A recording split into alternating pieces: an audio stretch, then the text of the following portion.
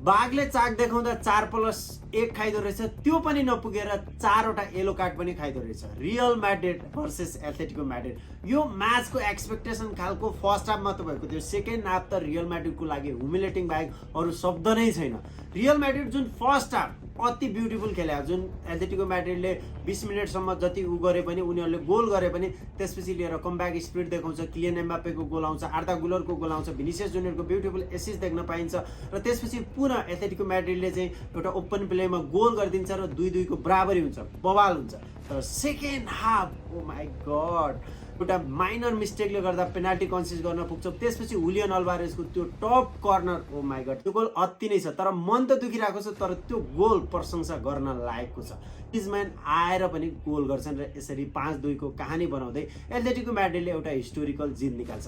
तर जित भने एथलेटिको म्याड्रिडको छ, तर दसैँ भने बार्सिलोनाको फ्यानको लागि आएको छ। बार्सिलोना फ्यानहरूलाई दसैँको धेरै धेरै शुभकामना।